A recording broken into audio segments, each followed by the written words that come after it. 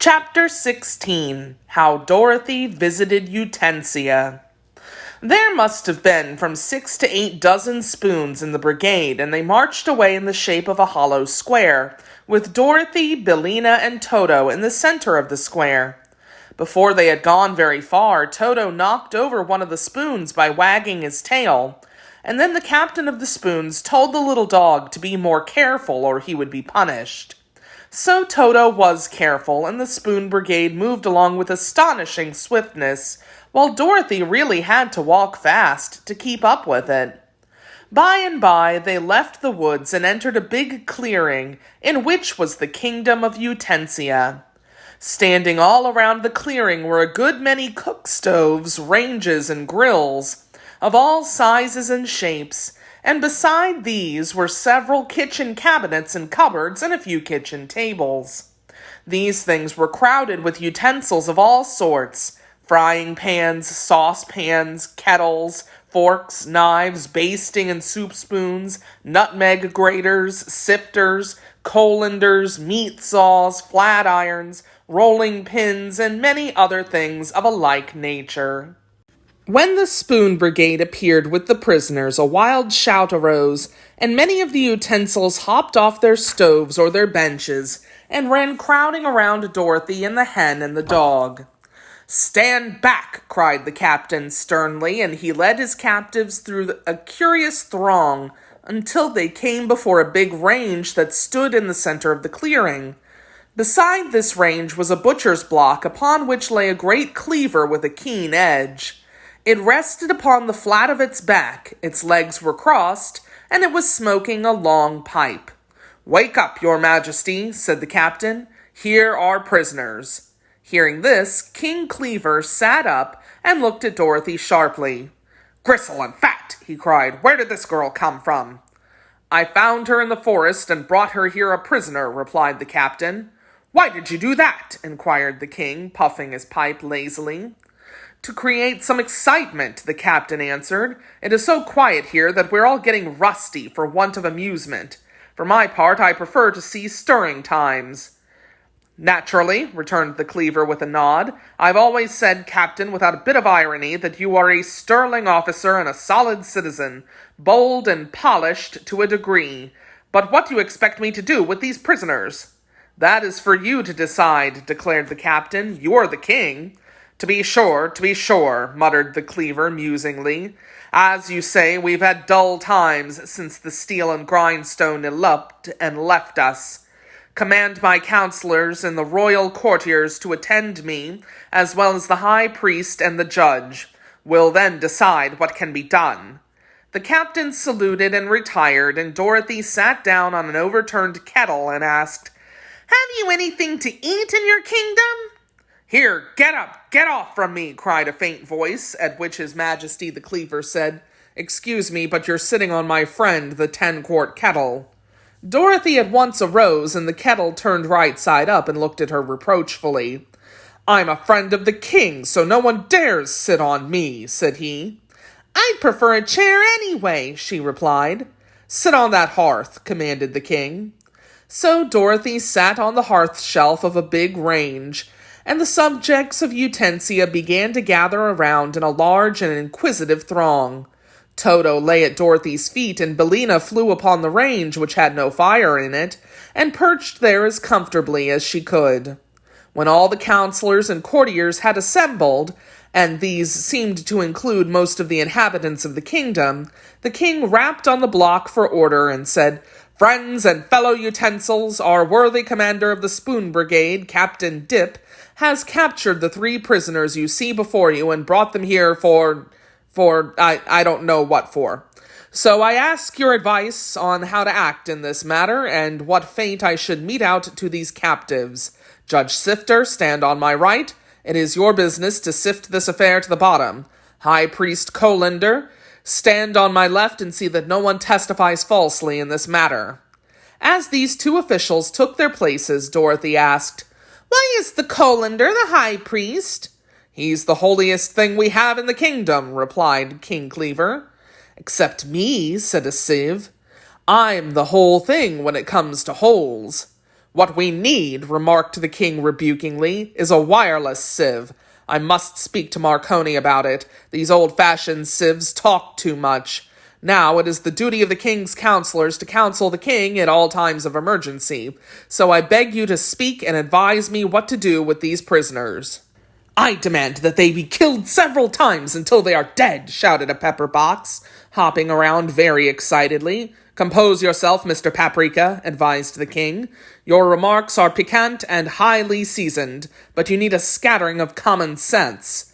It is only necessary to kill a person once to make him dead, but I do not see that it is necessary to kill this little girl at all. I don't either, said Dorothy. Pardon me, but you're not expected to advise me in this matter, replied King Cleaver. Why not? Asked Dorothy. You might be prejudiced in your own favor and so mislead us, he said. Now then, good subjects, who speaks first? I'd like to smooth this thing over in some way, said a Flatiron earnestly. We're supposed to be useful to mankind, you know. But this girl isn't mankind, she's womankind, yelled a corkscrew. What do you know about it? Inquired the king. I'm a lawyer, said the corkscrew proudly. I'm accustomed to appear at the bar. But you're crooked, retorted the king, and that debars you. You may be a corking good lawyer, Mr. Pop, but I must ask you to withdraw your remarks. Very well, said the corkscrew sadly. I see I haven't any pull at this court. Permit me, continued the Flatiron, to press my suit, your majesty. I do not wish to gloss over any fault the prisoner may have committed, if such a fault exists, but we owe her some consideration, and that's flat. I'd like to hear from Prince Carver, said the king. At this, a stately carving knife stepped forward and bowed. The captain was wrong to bring this girl here, and she was wrong to come, he said. But now that the foolish deed is done, let us all prove our mettle and have a slashing good time. That's it, screamed a fat chopping knife. We'll make mincemeat of the girl, and hash of the chicken, and sausage of the dog. There was a shout of approval at this, and the king had to rap again for order. Gentlemen, he said, your remarks are somewhat cutting and rather disjointed, as might be expected from such acute intellects. But you give me no reasons for your demands. See here, Cleaver, you make me tired, exclaimed a saucepan, strutting before the king very impudently. You're about the worst king that ever reigned in Utensia, and that's saying a good deal. Why don't you run things yourself instead of asking everybody's advice like the big clumsy idiot you are? The king sighed. I wish there wasn't a saucepan in my kingdom, he said. You fellows are always stewing over something, and every once in a while you slop over and make a mess of it.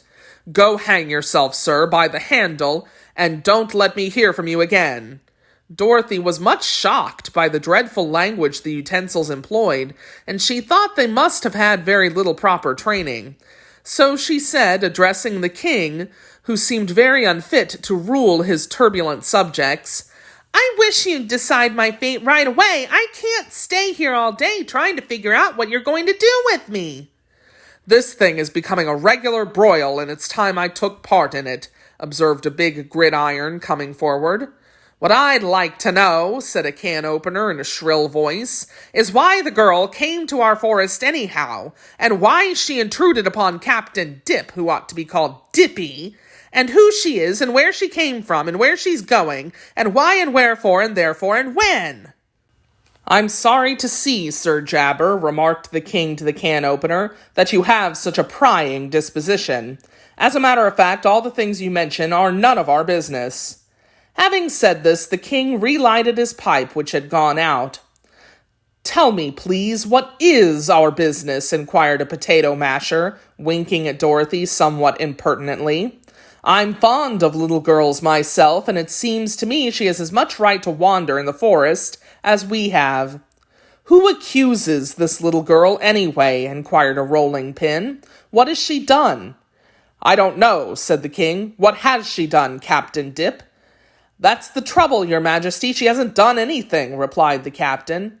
What do you want me to do? Asked Dorothy. This question seemed to puzzle them all. Finally, a chafing dish exclaimed irritably, If no one can throw any light on this subject, you must excuse me if I go out.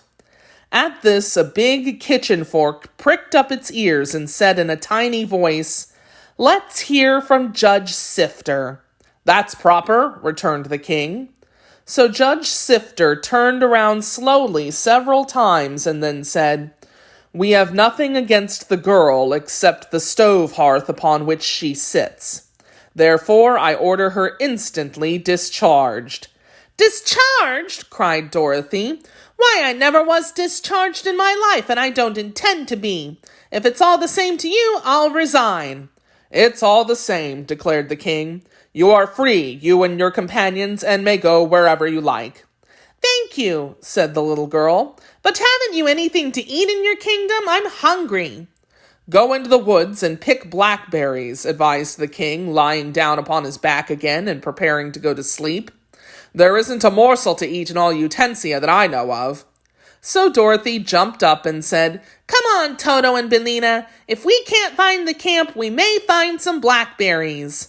The utensils drew back and allowed them to pass without protest, although Captain Dip marched the Spoon Brigade in close order after them until they had reached the edge of the clearing.